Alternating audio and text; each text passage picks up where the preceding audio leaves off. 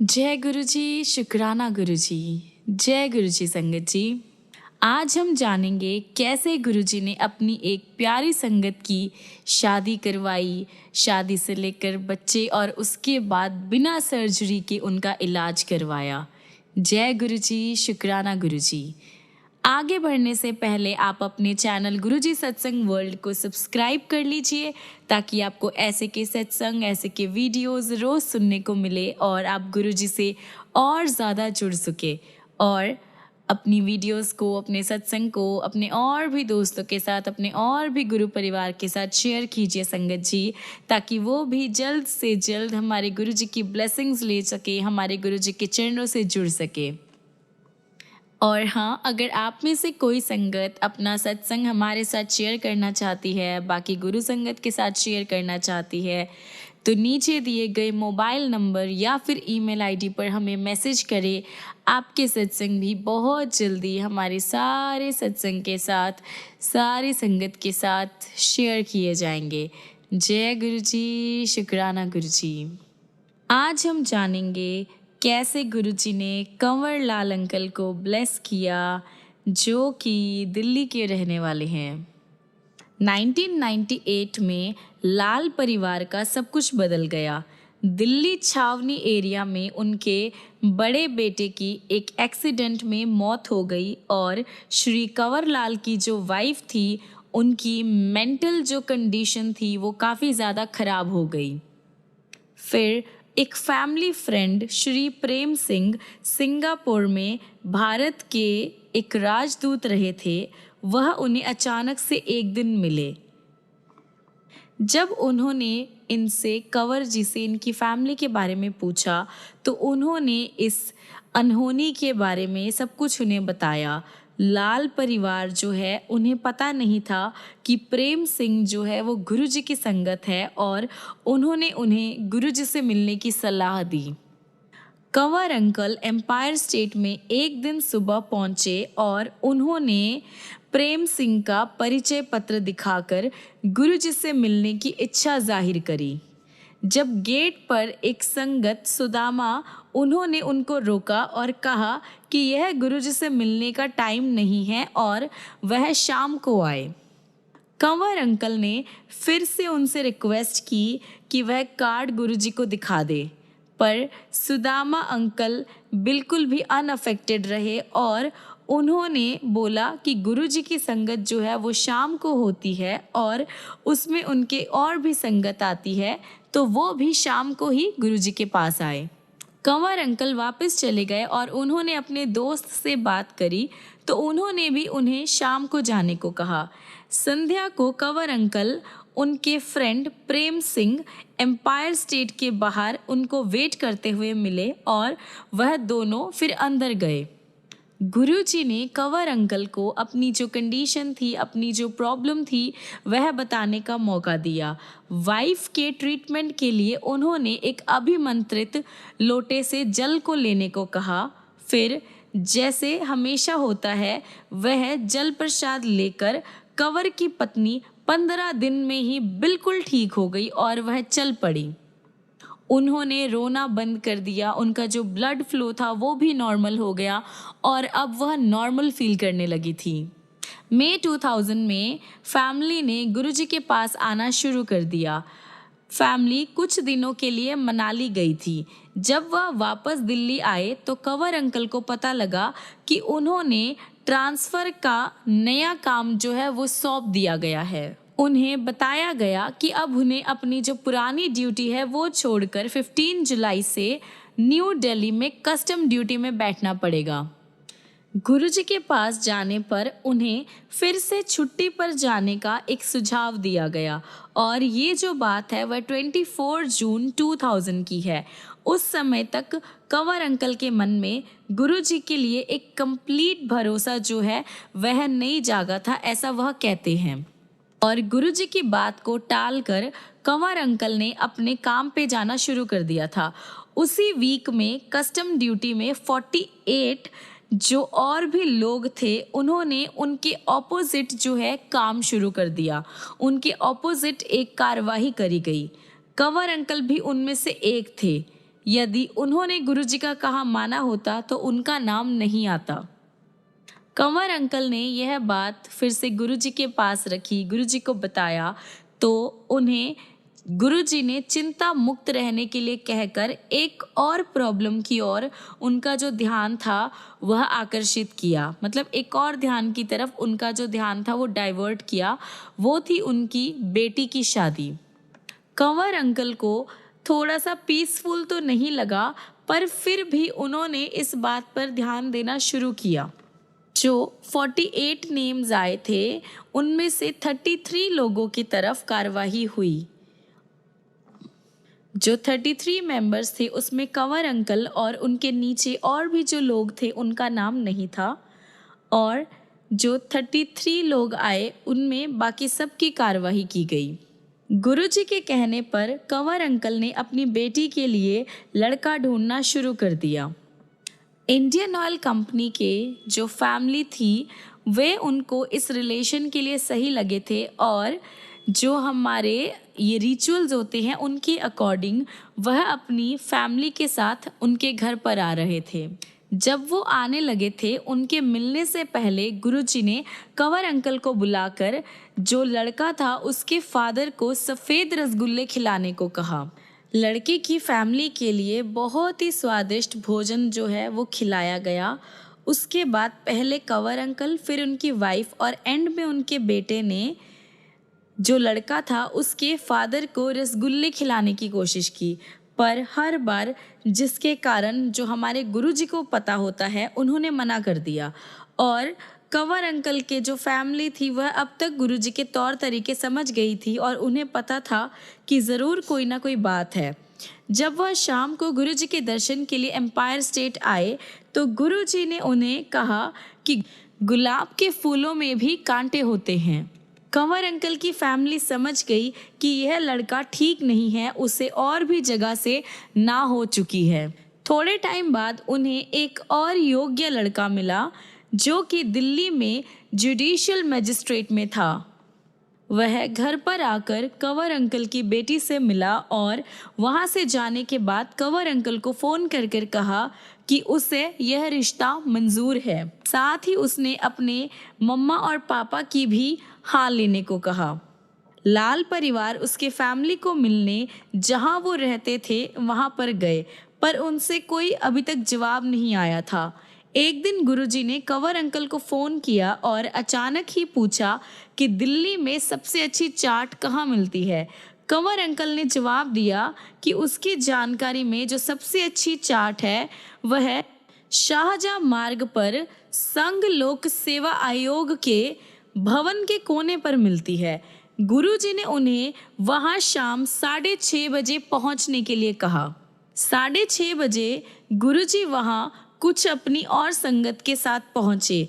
चाट के आने पर गुरुजी ने एक प्लेट कंवर अंकल को देते हुए उनकी बेटी का विवाह निश्चित होने पर बधाई दी। वहां पे जो बाकी संगत थी उन्होंने भी ऐसा ही किया। कंवर अंकल को समझ नहीं आ रहा था कि क्या हो रहा है, क्योंकि केवल उन्हें पता था कि लड़के वालों से पिछले 2 महीने से कोई जवाब नहीं आया था। लेकिन बहुत जल्द समाचार आ गया।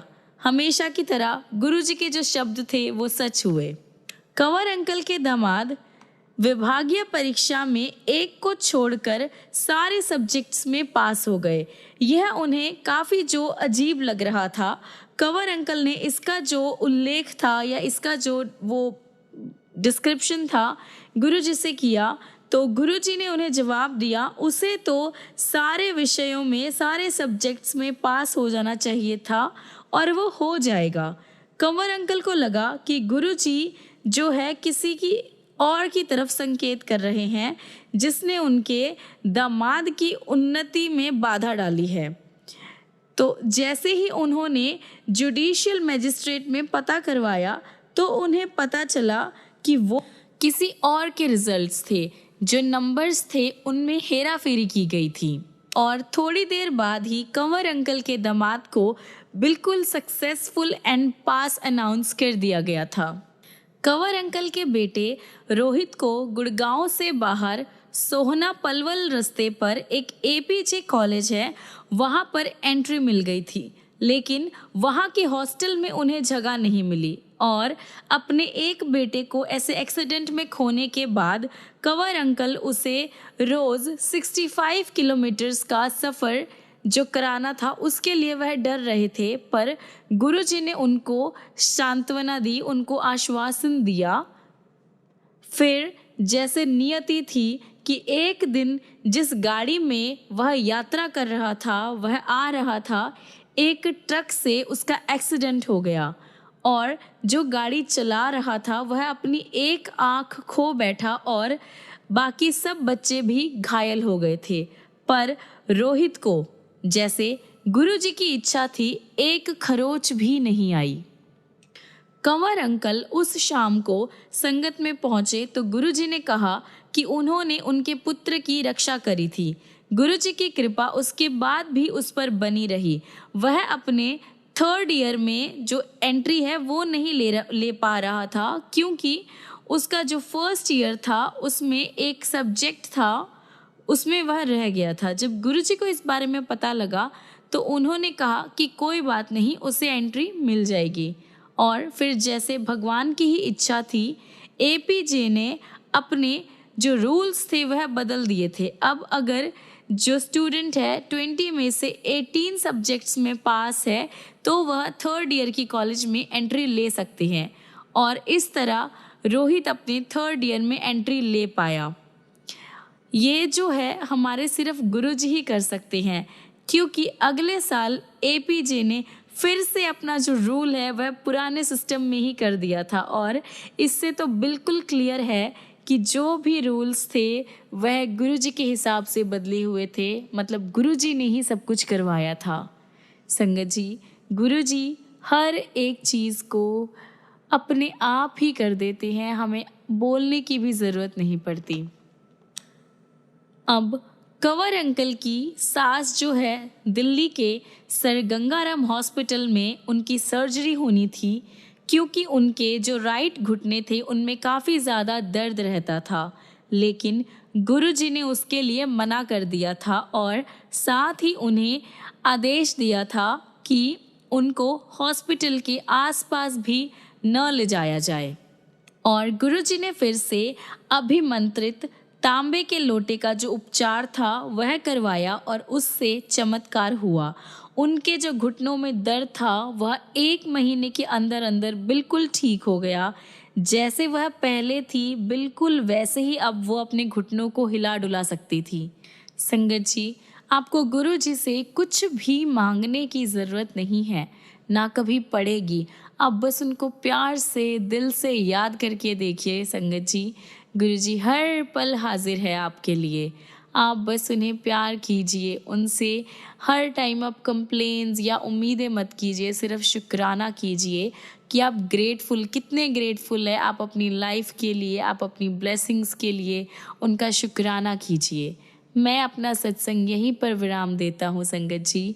जय गुरु जी, शुक्राना गुरु जी। आइए संगत जी, अब हम अगला सत्संग सुनेंगे जीपी सिंह अंकल का, जो कि दिल्ली से है। हम गुरुजी के पास फरवरी 1999 से आते रहे हैं। हमने गुरुजी की जो प्रतिभा है, उनकी जो कृपा है, उनकी ब्लेसिंग्स है, उनके बारे में बहुत सुना था। लेकिन जब उनके दर्शन हुए तो हमारी जो उम्मीदें थी वो और ज़्यादा बढ़ गई थी। सबसे पहले गुरुजी की ब्लेसिंग्स मेरी वाइफ के ऊपर हुई। वह पेट के निचले जो हिस्सा था और पीठ में किसी ऐसे एक बीमारी से परेशान थी जिसका ना तो पता लग रहा था और ना तो उसका दर्द है वह कम हो रहा था। उसने गुरुजी से प्रार्थना करी जिससे वह उनके दर्शनों के लिए आ सके।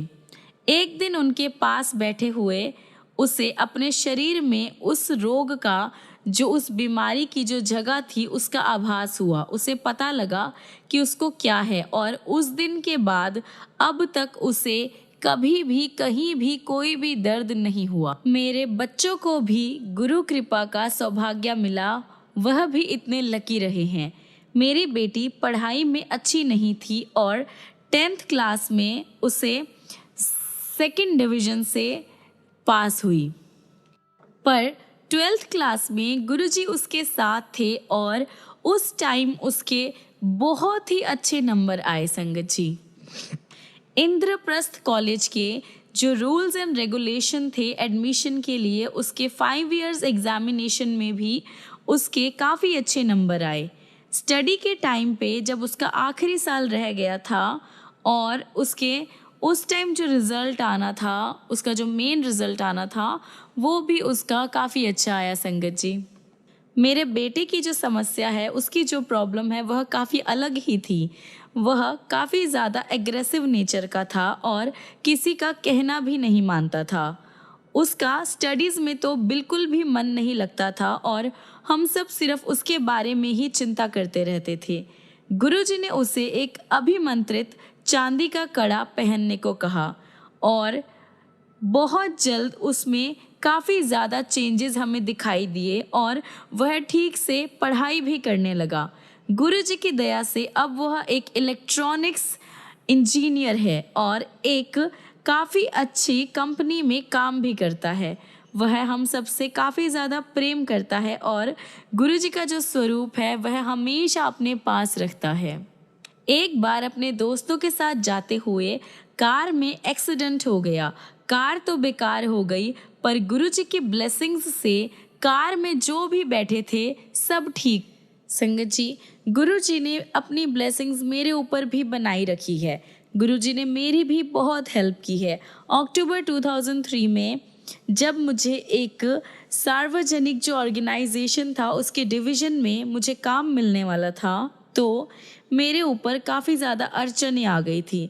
मेरे अगेंस्ट किसी ने झूठे एलिगेशंस लगा दिए थे, लेकिन गुरुजी की कृपा से सारी जो प्रॉब्लम्स हैं, सारे एलिगेशंस, सब कुछ वापस ले लिए गए थे और अब मैं दिल्ली के एक इंटरनेशनल ऑर्गेनाइजेशन के साथ काम करता हूँ। गुरुजी की जो ब्लेसिंग्स है उसकी कोई लिमिट नहीं है, उसकी कोई सीमा नहीं है, सिर्फ कंप्लीट सरेंडर होना चाहिए। एक बार गुरुजी एक शादी में गए थे चंडीगढ़ में और हम उनके साथ थे। उन्होंने हमें स्वर्गीय श्री गिल के घर जाने का आदेश दिया। उनका घर गुरुजी के मंदिर के जैसे ही सजा हुआ था। गुरुजी के जीवन काल का चित्र और मंदिर के प्रतिरूप में सजे भवन में ऐसी झलक आ रही थी कि आपको कैसे एक्सप्लेन करूं। वहीं पर गुरुजी के एक स्वरूप को देखते हुए उनके माथे में गुरु नानक का चेहरा दिखाई दिया। हमें पता लगा कि गुरुजी वहाँ पर कुछ घंटे रहे थे। पूरे वातावरण में संगत जी गुरुजी की खुशबू ही आ रही थी। एक और अन्य ओकेजन पर, एक और दूसरे ओकेजन पर जब मेरी वाइफ गुरुजी के पास ध्यान मुद्रा में बैठी हुई थी, तो गुरुजी के हाथ में पकड़े हुए ग्लास में उसे एक सांप दिखाई दिया। आज भी हमें उन्हें आसपास अनुभव कर सकते हैं, जैसे वह हमें अपना आशीष और सुरक्षा दे रहे हो, जैसे वह हमें हर टाइम ब्लेस कर रहे हो। उनकी शरण में आए हुए जो भी भगत होते हैं, जो भी संगत होते हैं, उनकी जो संख्या है वह बढ़ती हुई देखकर हमें काफ़ी ज़्यादा खुशी होती है। संगत जी, आप बस गुरुजी को कंप्लीट सरेंडर करके देखिए, गुरुजी कैसे आपका हर पल साथ देते हैं, कैसे आपको अपनी ब्लेसिंग्स का पात्र बनाते हैं, कैसे आपको अपने चरणों से जोड़े रखते हैं। संगत जी, मैं अपने सत्संग को यहीं पर विराम देना चाहूँगा। सत्संग तो बहुत है पर काफ़ी लंबा हो जाएगा, इसलिए मैं फिर कभी अपने और भी सत्संग आप सभी के साथ शेयर करूँगा। जय गुरु जी, शुक्राना गुरु जी। आइए संगत जी, अगला सत्संग हम सुनेंगे जीतू अंकल का, जो कि गुड़गांव के रहने वाले हैं। ईयर 2006 होली से 2 दिन पहले देर रात को मैं अपनी बहन से बात करते हुए अपने फादर के बेड के पास पहुंचा और मैंने जब देखा उनका खून बह रहा है तो उनको कुमाऊं के एक हल्दानी शहर के नामक हॉस्पिटल में एक गहन सेवा में अंदर एडमिट करवाया गया। और मेरी बहन से फ़ोन पर बात होने के बाद तुरंत मेरी पत्नी और मुझे समझ आया कि गुरुजी हमें इसकी जो चेतावनी है वह पहले से ही दे रहे थे। फरवरी 2006 में शिवरात्रि से पहले ठंड का जब टाइम था, तब मेरे पिता भीमताल से गुड़गांव हमारे साथ रहने आए थे। तो गुरुजी ने उनके बारे में पूछा था। गुरुजी जानना चाहते थे कि क्या वह शिवरात्रि से पहले ही घर वापस चले गए हैं, जो सच था। गुरुजी ने एक अन्य भक्त, मेरे मामा जी कर्नल जोशी, उनके द्वारा संदेश भी दिया था कि मेरे फादर मेरे पास रहने के लिए आ जाए। गुरुजी के सदा हमेशा जो भी वो भविष्यवाणी या भविष्य के लिए बात कहते थे, हमने उसे अनसुना कर दिया था और इस वजह से मेरे फादर जो है ब्लड फ्लो के दौरे से बच नहीं पाए। जब ये अनहोनी हुई, वह हल्द्वानी से वापस भीमताल अपने घर जा रहे थे। दौरे के आवेग जो है वह काफ़ी ज़्यादा तेज़ था। अगर गुरु कृपा नहीं होती तो वह उनकी जान भी ले सकता था। उनका ब्लड फ्लो बढ़ने से जो मेरे फादर की नक्सीर थी वह फूट गई थी और इस तरह उनकी जो आर्टरीज थी उसमें भी इनका असर हुआ। अगर ऐसा नहीं हुआ होता तो गुरुजी ना होते तो यह जो है उनको हार्ट में भी प्रॉब्लम क्रिएट कर सकता था, उनको हार्ट अटैक भी आ सकता था। आईसीयू में मुझे इतना ज़्यादा फील हो रहा था और मैं रिग्रेटफुली अपने फादर से मिला। उन्हें गुरुजी के कथन के सारी बात बताई और उनकी बात ना मानने के लिए मैं काफ़ी ज़्यादा शर्मिंदा था, लेकिन गुरुजी की दया से वह एक रात हॉस्पिटल में रहकर घर आ गए। हल्द्वानी में ही एक वीक स्वस्थ लाभ करने के बाद हम सब गुड़गांव आए। वहीं पर उनको हेल्दी लाइफस्टाइल, हेल्दी सिस्टम के लिए सब कुछ उनको गाइड किया। फिर उसके बाद हम बड़े मंदिर कुछ टाइम स्पेंड करने के लिए गुरुजी पास गए। मुझे अपने फादर की जो ब्लड फ्लो थी उसकी काफ़ी ज़्यादा चिंता रहने लग गई थी। वह अब कम नहीं हो रहा था।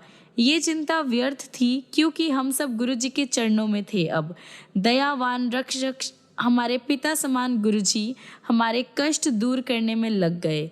सबसे पहले उन्होंने मेरे फादर को ब्लेस किया, उन्होंने बड़े मंदिर में उनको ब्लेस किया और मेरे फादर को एक तांबे का लोटा दिया जिसे उन्हें अभिमंत्रित कर उन्होंने जल पीने को कहा।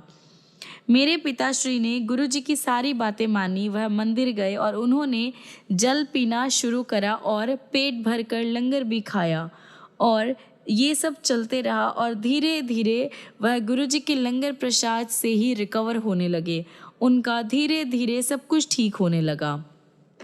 गुड़गांव आने के 3 वीक बाद हम काफ़ी ज़्यादा शॉक्ड हो गए।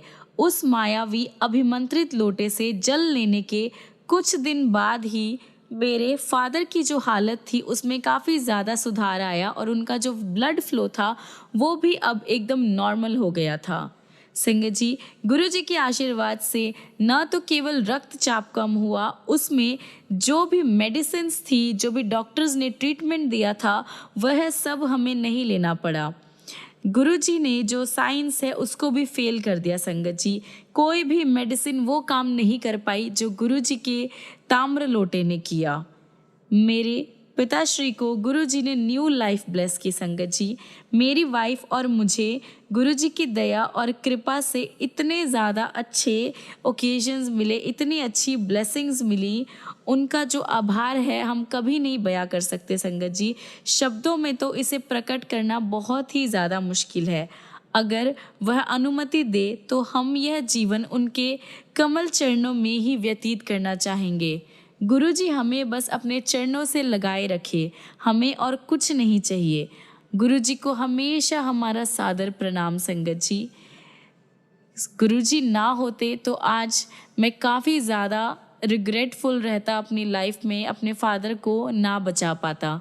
पर गुरुजी हैं, गुरुजी हमारे रक्षक हैं, गुरुजी हमारे फादर फिगर है। संगत जी, वह सब कुछ कर सकते हैं हमारे लिए, हर एक चीज़। आप बस उनको प्यार करके देखिए। संगत जी, मैं अपने सत्संग को यहीं पर विराम देता हूँ। संगत जी, जय गुरुजी, शुक्राना गुरुजी। जय गुरुजी। संगत जी, तो आज हम अपने सत्संग को यहीं पर विराम देते हैं। फिर मिलेंगे आपसे अच्छे अच्छे प्यारे प्यारे चमत्कार, प्यारे प्यारे ब्लेसिंग्स लेकर। और ख़त्म करने से पहले आइए गुरु जी का मंत्र जाप करते हैं। जय गुरु जी, शुक्राना गुरु जी। ओम नमः शिवाय, शिव जी सदा सहाय। ओम नमः शिवाय, गुरु जी सदा सहाय। ओम नमः शिवाय, शिव जी सदा सहाय। ओम नमः शिवाय, गुरु जी सदा सहाय। ओम नमः शिवाय, शिव जी सदा सहाय। ओम नमः शिवाय, गुरु जी सदा सहाय। ओम नमः शिवाय, शिव जी सदा सहाय। ओम नमः शिवाय, गुरु जी सदा सहाय। जय गुरु जी, शुक्राना गुरु जी। जय गुरु जी संगत जी। मिलते हैं अगले सत्संग में, अगली वीडियो में। तब तक के लिए गुरु जी आपकी लाइफ को कलरफुल बनाते रहें, आपकी लाइफ को ब्लेसिंग से भरते रहें, बहुत सारी खुशियाँ दे, बहुत सारा प्यार दे, अपना आशीर्वाद दे। और आप सब गुरु जी को ऐसे ही प्यार करते रहिए, उनके चरणों से जुड़े रहिए संगत जी। बस अपनों को कंप्लीट सरेंडर करना है और फिर आप देखिए कि आपकी लाइफ कैसे खुशियों से भर जाती है। जय गुरु जी, शुक्राना गुरु जी। जय गुरु जी संगत जी।